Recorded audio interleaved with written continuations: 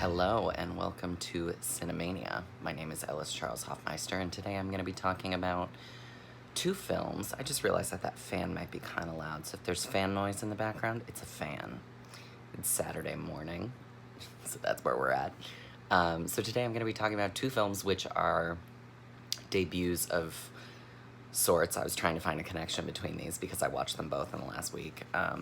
One of them is Oliver Stone's The Hand, his 1981 horror film with Michael Caine and Andrea Marcovici.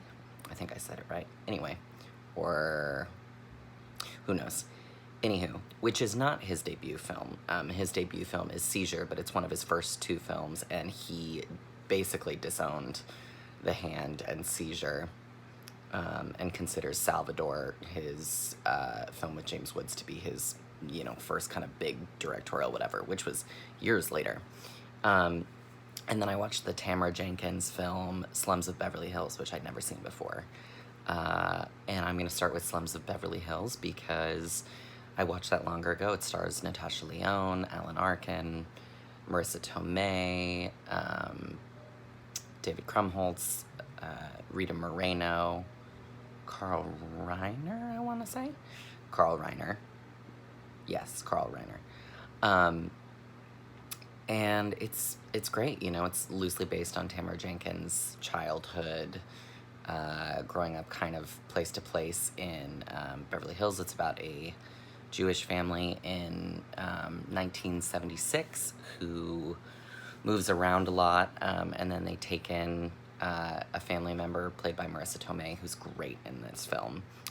Natasha Lyonne and Marissa Tomei are standouts. I mean, of course, Alan Arkin and everyone else are all great as well.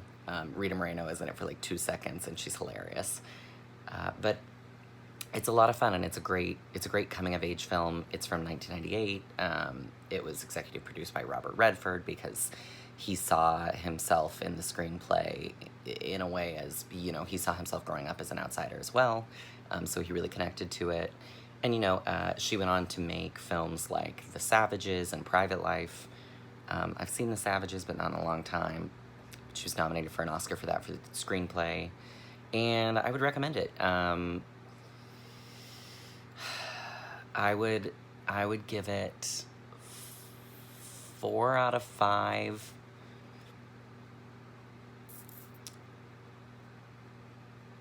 nursing school dropouts, or conversations about the Manson murders with the Manson. 4 out of 5 Manson t-shirts. That's what I'm gonna give it. The other film I watched is called The Hand with Michael Caine, and it's one of his notorious, "Hi, I'm Michael Caine, and I made this movie because I need to finance something." This one was a garage that he needed to put a down payment on. So, he famously did Jaws, The Revenge, and didn't pick up his award for Hannah and Her Sisters at the Oscars because he was busy filming Jaws, The Revenge. And as he puts it, I've never seen the movie, but from what I've known, it's a piece of shit. But I've seen the house that it built, and it's wonderful, or something akin to that. Now, I love Jaws 4. I think it's the wildest thing on the planet, and I fucking love it with a fiery passion. So, yeah, that's great. But, he also made The Island, which was very critically maligned. Blame It on Rio. He had a kind of... Michael Caine has one of those filmographies where he has, 2 Oscars and a lot of movies he did for the money, and is pretty kind of open about it, which is a lot of fun.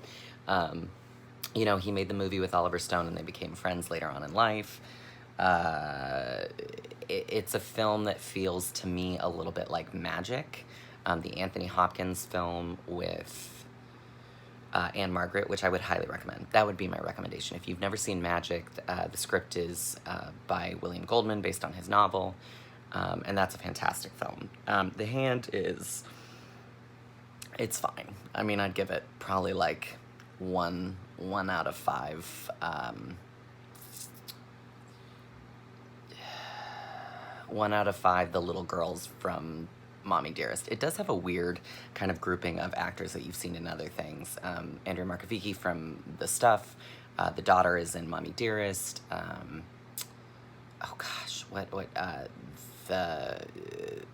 One of the guys is a huge character actor who you've seen in a million things but can never remember his name. And the funniest part about the whole movie is that yoga is seen as this, like, insane cult. So I'll leave you with that. Go watch Magic. Have a great weekend.